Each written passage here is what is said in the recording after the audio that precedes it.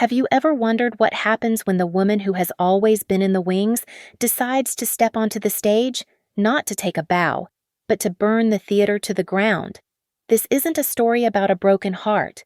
This is a story about a reckoning, one that begins with a piece of red lace and ends with the complete ruin of a political dynasty. They thought I was just the wife. They were wrong. My name is Maya Vance.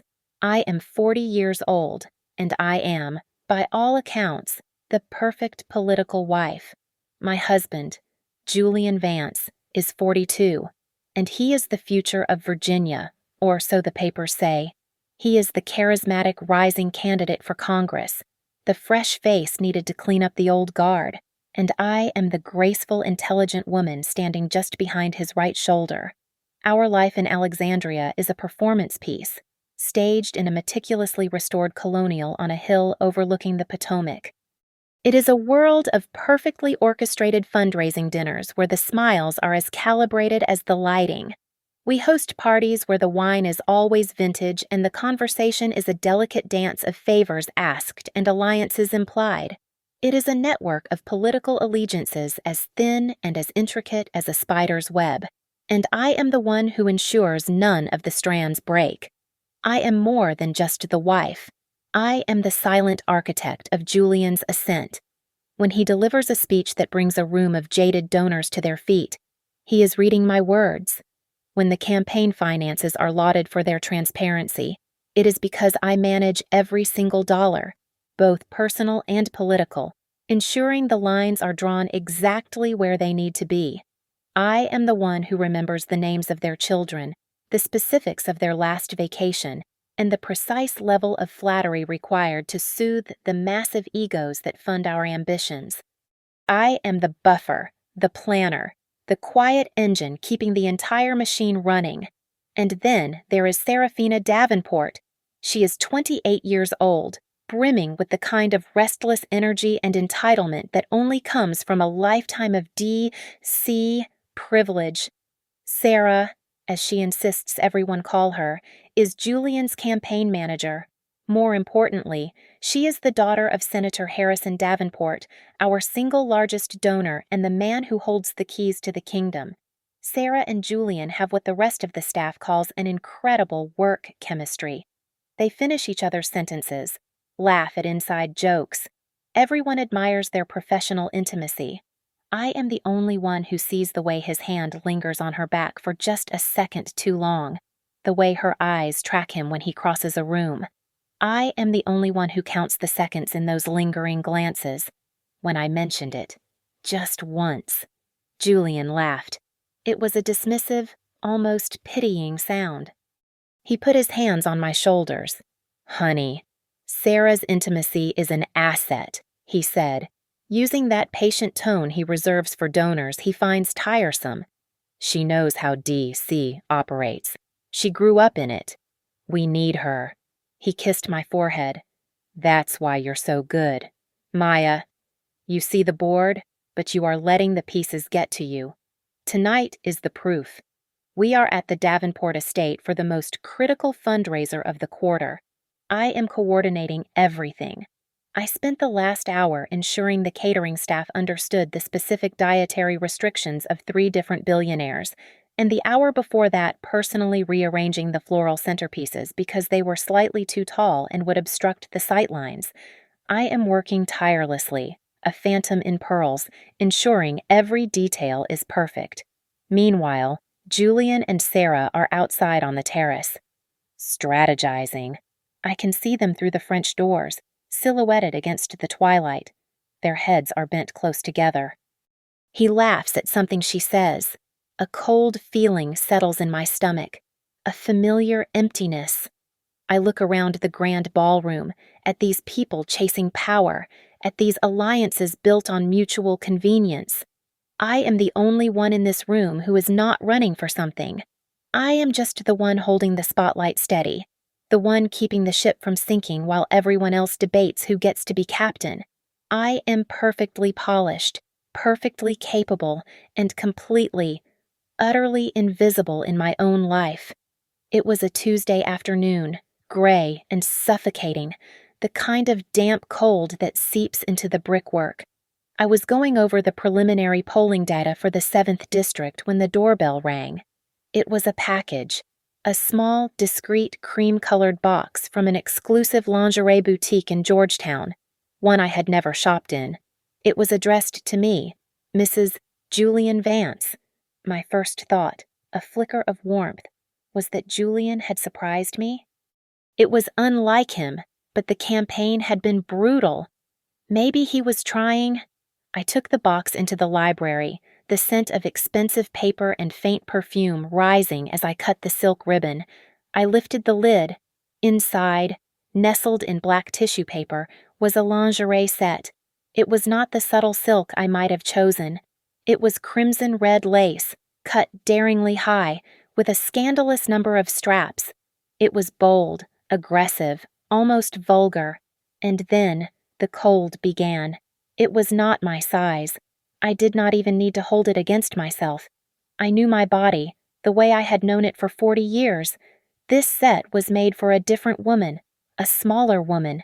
It was at least 2 sizes too small. I stood there, the lace cool against my fingertips, the silence of the house pressing in. I set it down and picked up the invoice tucked in the lid. A sudden, sharp chill raced up my spine. It was charged to our joint credit card, not the main one I used for household expenses and monitored daily. This was the backup card, the one Julian kept in his wallet for campaign emergencies only, a flat tire on the way to a rally, a last-minute printing cost. That was what he had said. My hands were perfectly steady. I walked to my desk, sat down in my leather chair, and opened my laptop. I had set up all our accounts. I had all the passwords. I had pretended for years not to track this one, to give him the illusion of privacy. I logged in. The charge from the Georgetown boutique was there, posted 2 days ago. But it was not alone. The chill in my veins turned to ice. My vision narrowed. There were charges for luxury hotels in D.C., the Hay Adams, the Jefferson, not for accounted for campaign trips. These were single nights, always on evenings when he was supposedly working late with the finance committee. There were dinners, expensive ones, for 2 people at restaurants I had only read about in magazines. Obscure places known for their privacy and their $500 tasting menus. Places he had never offered to take me. And then, I saw the digital receipt for the lingerie. I clicked the link, and the store's order page filled the screen. There was the crimson lace, and beneath the item description, a small box I had missed on the paper invoice. Gift note for election night, J. The air left my lungs in a silent rush. This was not a thoughtless gift for me. This was a catastrophic mistake. He had bought it for her. He had been so careless, so arrogant, that he had used our home address for the delivery. He had shipped his mistress's trophy directly to his wife. I did not cry. I did not scream. The architect in my mind, the part of me that ran the numbers and managed the crises, simply took over. The part of me that was a wife receded, replaced by the woman who balanced the books. I carefully folded the red lace, smoothing the vulgar straps back into place. I laid it back on the black tissue paper. I closed the lid on the cream-colored box. I did not throw it away. I walked upstairs to our master closet, past Julian's row of identical blue suits and my own sensible cashmere. In the very back, behind my winter coats, I placed the box. I closed the door. The discovery was private. The humiliation was total, and the pain was a cold, sharp, and precise thing. It was not the agonizing grief of a broken heart. It was the focused, clarifying rage of a contract being broken. I did not go back to the closet. The box of red lace could stay in the dark. I went to my home office. Julian called it my hobby space. The elegant room where I dabbled in the accounts and organized teas. He was a fool. This room was not a hobby space. It was the control center. The polished mahogany desk, the triple monitor display, the silent, humming server hidden in the custom cabinetry. This was the true headquarters of the Vance campaign. I sat in my leather chair. My pulse was not rapid. My hands were steady. I did not delete the credit card statement or the browsing history. Deleting is an act of panic. I am an architect, not a vandal. I preserve things. I plugged in a new solid-state drive. 1 terabyte, still in its plastic shell. I formatted it, and then I began to copy. I did not just copy the campaign files. I mirrored everything. 7 years of my life's work. 7 years of meticulous financial management. Every tax return, every donor spreadsheet, every wire transfer confirmation, every thank you note I had drafted. This was my true weapon, the one Julian never even recognized as a threat. He just thought I was good with money. I was the only person alive who understood the intricate, perfectly legal firewall I had constructed between our personal assets and the campaign's finances. I had designed a labyrinth of LLCs and pass-through accounts to keep the gray donations, the ones that skirted the edges of ethics, cleanly separated from our private life. It was a masterpiece of accounting, and I was its sole cartographer. The affair was ugly, but it was just a symptom. I now needed to find the disease. I started with the emergency credit card. I followed the trail from the hotels in D.C. and the expensive dinners for two. It was sordid. But it was just infidelity. I was looking for something else. I opened the campaign's outgoing expenditures ledger. I cross-referenced the dates, and there it was. The cold precision I felt was almost a relief. I had found something far worse and far more useful than adultery. Julian had been using Serafina to steal. He had her generate fake consulting invoices from her firm, a firm I now realized I had inadvertently helped her set up 6 months ago, advising her on tax structure. The invoices were for vague, plausible services, strategic outreach, voter analytics. The campaign would cut her a check, sometimes for $10,000, sometimes for $20,000. She would deposit the campaign funds, and then I matched the dates. The day after a $15,000 consulting payment, the emergency credit card registered the charge for the Hay Adams Hotel. The campaign funds were being laundered through her, and they were using the money to fund their trysts. They were paying for their affair by stealing from the very donors I had spent years cultivating. This was not just adultery. This was clear, undeniable, federal campaign finance fraud. My breathing remained slow and even. I opened a new encrypted partition on my drive. I began the silent audit. I worked for hours, the house silent around me as the sky outside turned from black to gray. I charted every stolen dollar. I linked every fake invoice, line by line, to its corresponding personal withdrawal. The invoice for opposition research on May 10th, the hotel charge for $800 on May 11th, the dinner for $600 at Minibar on May 12th. Over and over, it was a perfect, damning ledger of their arrogance. When I was finished, I copied the entire dossier onto a single encrypted USB drive, small, black, innocuous. The next day, I went to our bank in Old Town. I opened a new safe deposit box under my maiden name. I placed a duplicate USB drive and a set of physical printouts of the most critical invoices inside. That evening, I continued my role as the devoted wife. I sat across from Julian at dinner, listening to him complain about a problematic poll in Fairfax County. He did not notice the change. He did not see the cold precision that had replaced the dull ache of invisibility. He looked at me and saw only compliance, the supportive partner he relied on. He was right to rely on me. I had built his entire career. I had structured his finances, written his speeches, and constructed the very scaffolding that held up his political ambitions.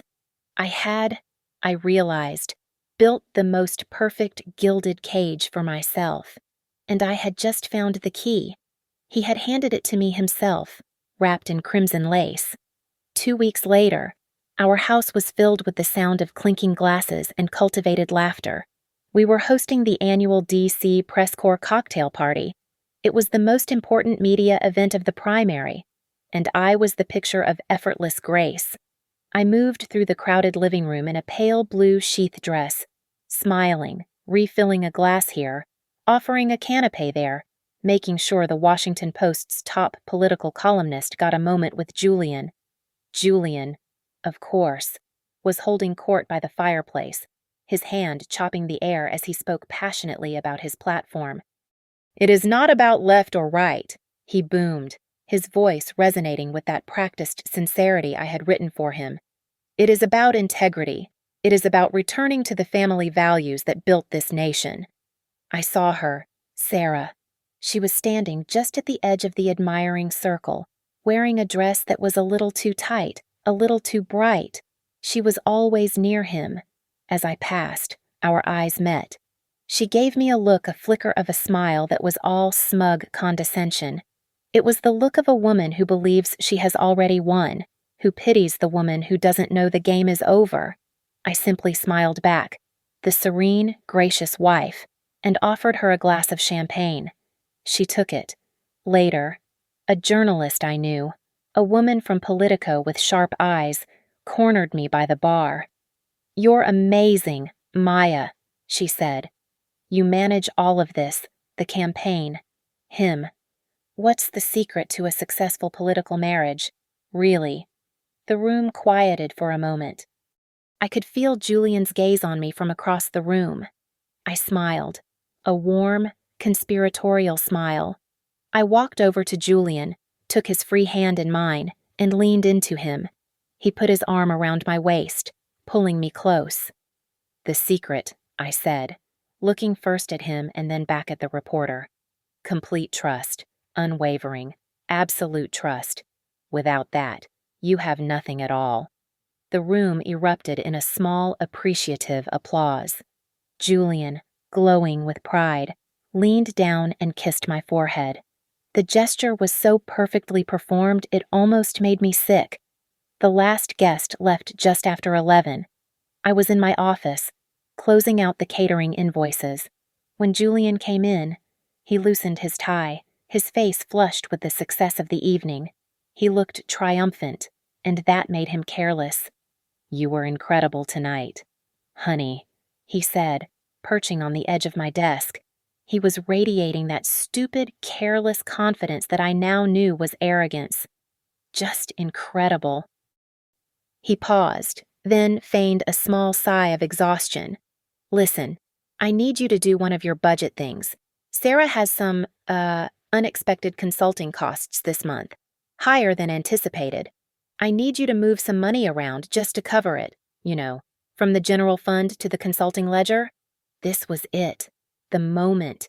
He was not just cheating, he was not just stealing, he was now, directly, asking me to be his accomplice, to use my skills to cover his tracks, to bury the evidence of the very crime he was committing against me, against the campaign, against the law. He felt so secure in my obedience that he was asking me to hide his theft for him. I looked up from the computer, my face a mask of wifely duty. "Of course, darling," I said, my voice sweet and accommodating. "It is no problem at all. I will handle it right now." He beamed, relief washing over his face. "You're a lifesaver. Maya, the best. What would I do without you?" He kissed the top of my head and left the room, whistling. I turned back to my monitor. "Tidying up," he had called it. I opened the ledgers. I saw the new invoice from Davenport Strategy for $25,000. I initiated the transfer, but I did not use the labyrinth. I did not move the money through the 3 pass-through accounts I had designed for this exact purpose. I did not route it through the Delaware LLC. I did not do any of the brilliant, complicated, untraceable things I was so good at. I did it sloppily, on purpose. I made a direct wire transfer from the Julian Vance for Congress primary campaign account, an account Julian was the sole signatory on, directly to the Davenport Strategy LLC bank account. It was a single, clean, indefensible digital line. It was a trail a first-year accounting intern could follow. It was a neon sign pointing to the fraud. I clicked, confirm. He was so used to my perfection that my incompetence would be invisible to him. He had just asked me to bury the evidence. Instead, I had put it in a display case and turned on the floodlights. He had just armed me, and now he had told me exactly where to aim. The invitation arrived on a Wednesday morning. It was not a simple card, it was a statement.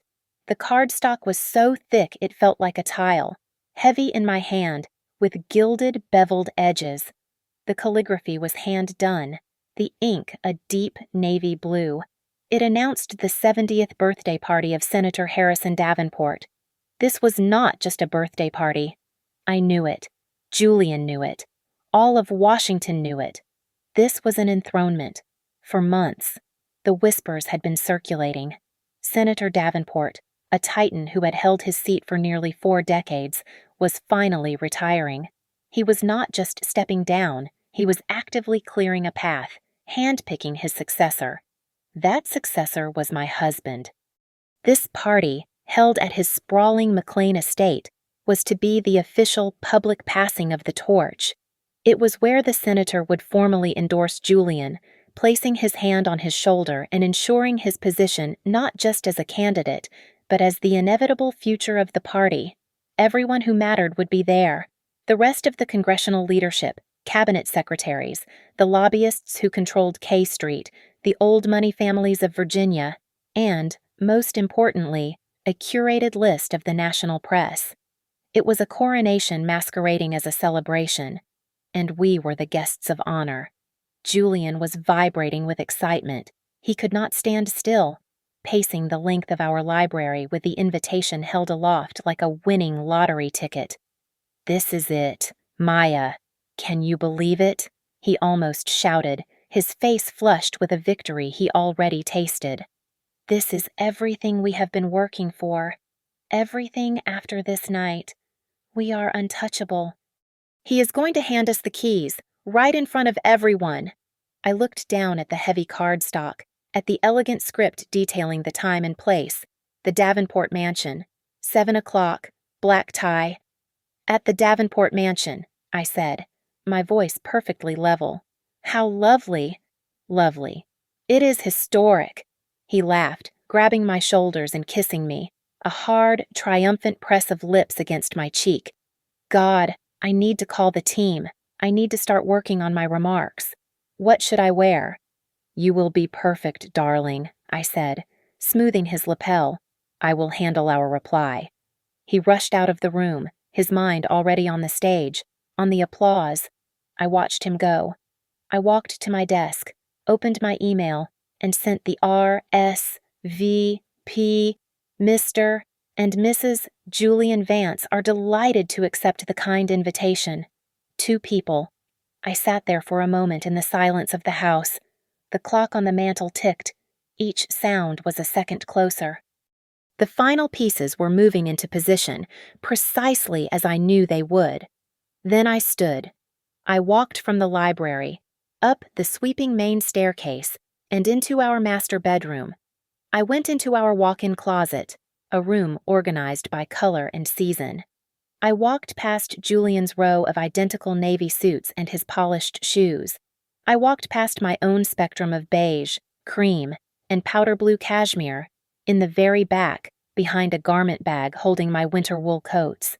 I felt for the sharp-cornered, cream-colored box. I pulled it out. It was light in my hands. I carried it back to my office and set it on the polished surface of my desk. I opened a drawer and retrieved the supplies I had purchased for this purpose. A beautiful, sturdy gift box. Not from a boutique, but from a high-end stationer. It was a brilliant, unmistakable shade of robin's egg blue. I also took out a spool of the finest white satin ribbon, 3 inches wide. I sat down in my leather chair. I looked at the box from Georgetown. I looked at the beautiful blue box I had chosen to replace it. I was ready to begin my preparations. I was going to wrap my gift. My desk was an operating theater. The procedure was delicate. On my left, the original cream-colored box from the boutique. On my right, the empty, waiting, robin's egg blue box. I lifted the lid from the Georgetown box. The crimson lace spilled out, an aggressive splash of color against the polished wood of my desk. It looked cheap in the daylight. I lifted the thong, the fabric cool and synthetic. I found the small satin tag sewn into the waistband. From a locked drawer, I retrieved the encrypted USB drive. It was matte black, no bigger than my thumbnail. It was cold to the touch. It held 7 years of my meticulous accounting and the complete, unassailable proof of their crime. Every spreadsheet, every faked invoice, every corresponding charge at the Hay Adams, every email. It was Julian's entire political future and Seraphina's entire reputation. I had thought about how to include it. Tossing it in the box was clumsy. It had to be attached. Part of the gift. A parasite on its host. I opened my drawer again and took out one of Julian's old tie clips. A small, brushed silver one. He never wore it. I slid the small loop of the USB drive onto the clip. Then, with the precision of a surgeon, I fastened the clip deep behind the lingerie's stiff care tag. It was invisible from the outside, hidden in the folds, a hard, cold secret buried in the silk. But I knew my husband, and I knew the world we lived in. Digital evidence could be spun, a hack, a plant, a smear campaign. I needed something physical, something they could not deny in the moment. I turned to my printer. I printed 2 sheets of paper.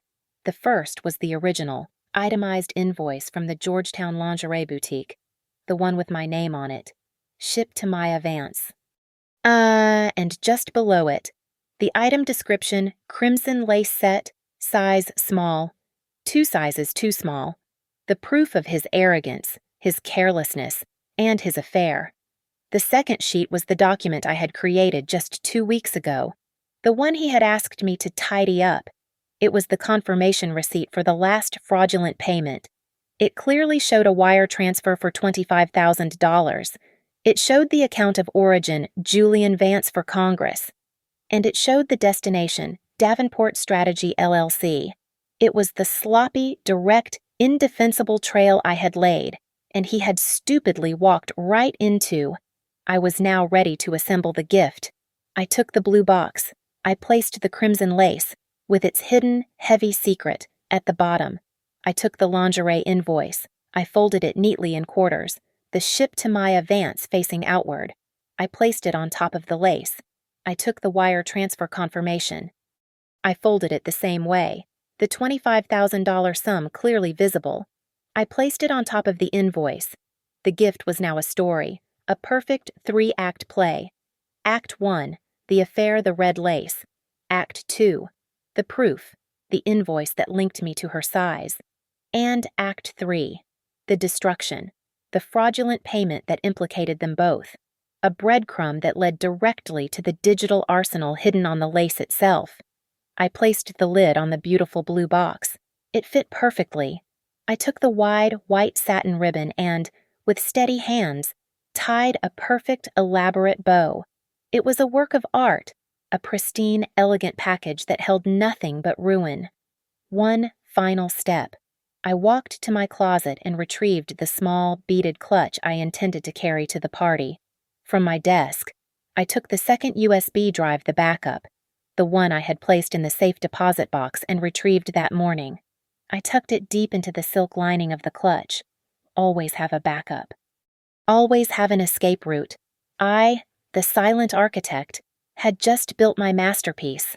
The Davenport mansion in McLean was not a house. It was a fortress of new American royalty, built to project power. We were swept inside on a tide of black tie-clad congressmen and their jewel-toned wives. Crystal chandeliers, each the size of a small car, hung from the vaulted ceilings, dripping light onto the marble floors. Champagne did not just flow, it was omnipresent, offered from silver trays by an army of silent waiters. The most powerful people in Washington, D.C., were all there, their collective ambition and perfume creating a suffocating electric atmosphere. I had chosen my dress with surgical precision. It was pearl white, sleeveless, with a high neck, hugging my form in a sheath of elegant, severe silk. I looked, I thought, like a column of ice. I felt like one. Julian, in his finest tuxedo, was a nervous wreck beside me. His palms were sweating. He could not stop touching me, a hand on the small of my back, fingers gripping my elbow as we navigated the crowd, a hand on my shoulder as we paused to greet a judge. I was his anchor, the physical proof of his stability. And then I saw her, Serafina. She was standing near the grand staircase, laughing loudly, holding a glass of champagne. She was wearing a dress of the most obnoxious, fiery red silk. It was cut low in the front and high on the leg. It was a desperate plea for attention. The irony, of course, was staggering. It was the exact shade of the crimson lace packed in the box I was holding. She had, in her own vulgar way, dressed to match her prize. I was carrying the gift, the robin's egg blue box with its pristine white bow. It was light in my left hand, my clutch with the backup drive in my right. As we moved towards the main ballroom, Julian finally noticed the package. He was so focused on shaking hands he had missed it. "What's that?" he whispered, nodding at the box while smiling at a passing lobbyist. "A gift for the senator." I turned my head and gave him my most serene, practiced smile. "Something more personal," I said, my voice just loud enough for him to hear. "It is for Sarah. Just a little something to thank her for all her hard, tireless work on the campaign." A look of genuine, idiotic pleasure washed over his face. He squeezed my shoulder. "That's my girl," he murmured, his voice thick with relief and pride. "A brilliant idea, honey. Brilliant. Always keep the team happy." "Of course, darling," I replied. For the next hour, I performed my role. I was the perfect wife, the ultimate asset. I accepted compliments on Julian's latest poll numbers. I deflected questions about our primary opponent. I laughed at a senator's terrible joke. Every smile was a lie. Every polite nod was a countdown. The air was so thick with tension I could barely breathe, but my expression remained one of placid, supportive grace. From across the ballroom, I watched my moment approaching. I saw Senator Davenport, a man who commanded a room by simply existing in it. He was handsome, dignified, with a shock of silver hair that the cameras loved. He was standing by the enormous fireplace, his arm wrapped around Sarah's shoulders, pulling her into an embrace. She was glowing under his praise. He was speaking to a small, influential circle that included the Post columnist I had seen at my party. "I'm telling you," the senator's voice boomed, "the old guard has had its day, the future of the party. It is right here. It is in these brilliant young people, people with fire, like my Sarah, and the man who is going to change this state, Julian Vance." Julian, who had been working the other side of the room, practically materialized at the senator's side, grinning. The senator clapped him on the back. This was it, the picture-perfect image of the transition of power. The three of them, a united front, the past, present, and future. I began to move. I was moving toward the stage, the blue box balanced perfectly in my hand. My target was the podium. I needed the moment of maximum impact, when all cameras were flashing, when the senator had his arm raised to toast the future.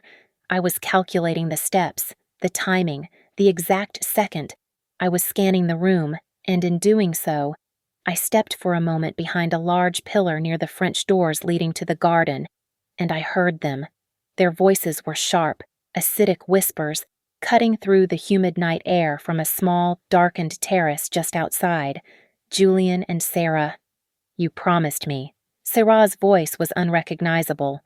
The soft, admiring purr she used in public was gone, replaced by a low, furious hiss.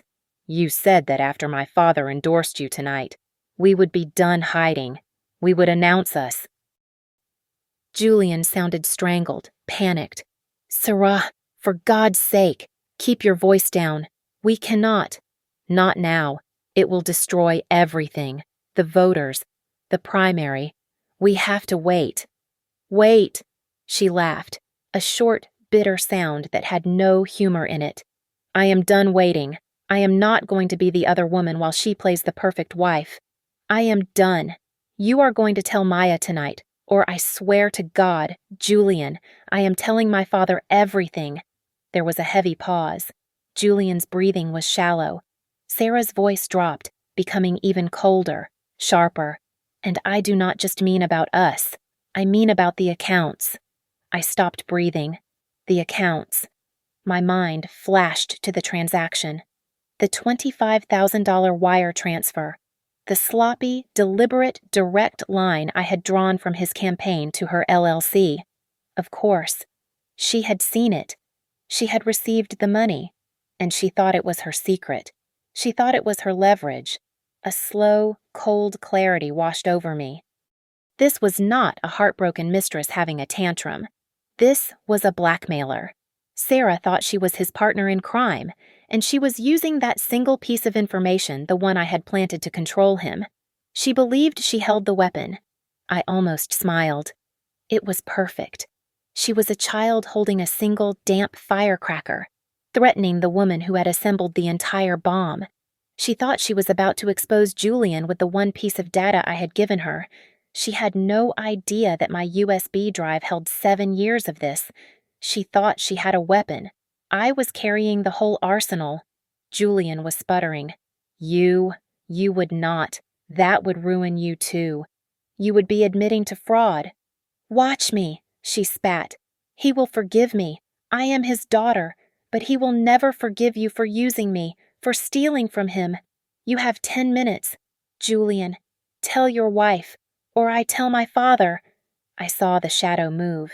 Sarah, in her blood-red dress, stepped out from the alcove. She did not see me hidden by the pillar. Her face was a mask of furious determination, and her eyes were locked on one target, her father, who was at that very moment walking toward the small podium at the front of the room, tapping the microphone. Sarah began to walk, cutting a straight line through the crowd.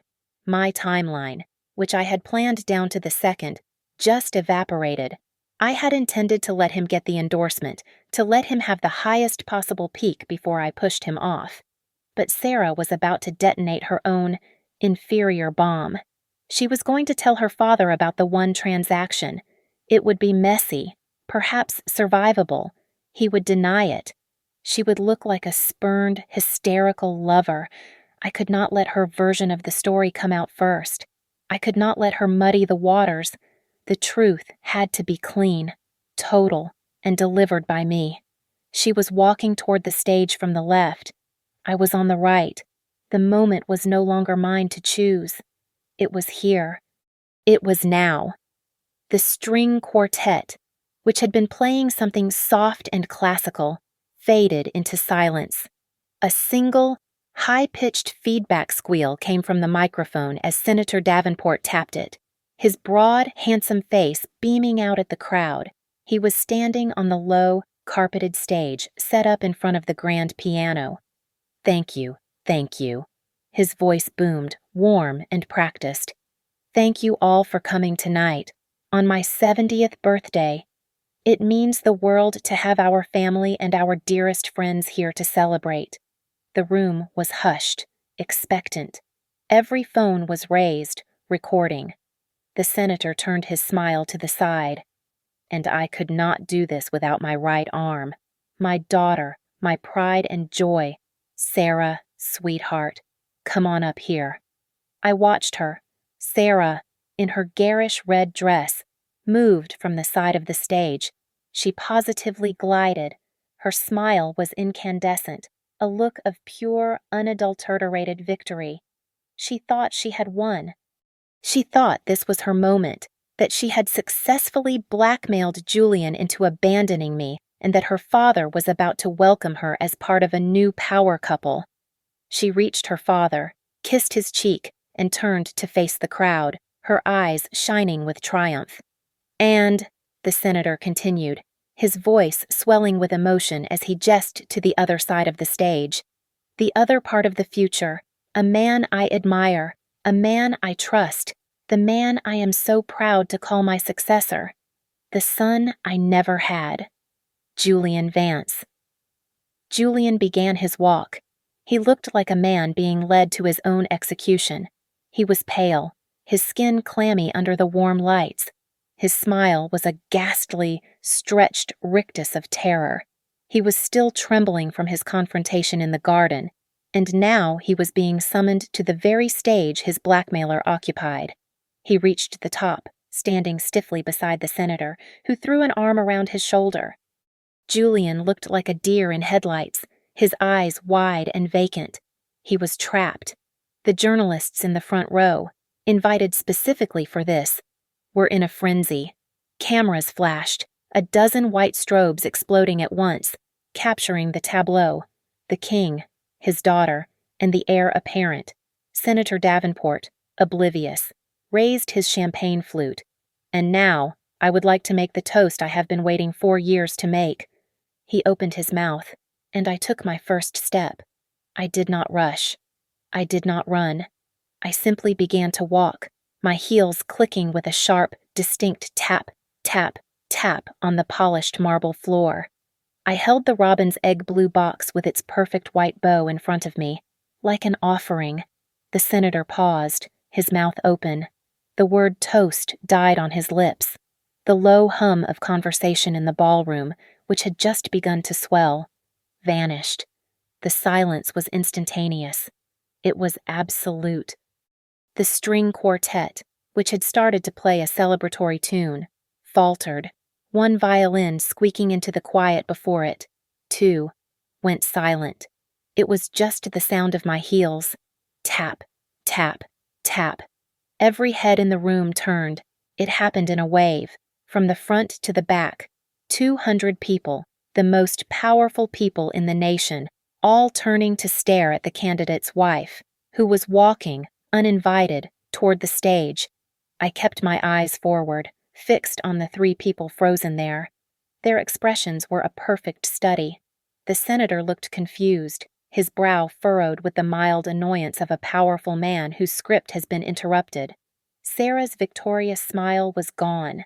It had frozen, then curdled into a look of sharp, suspicious confusion.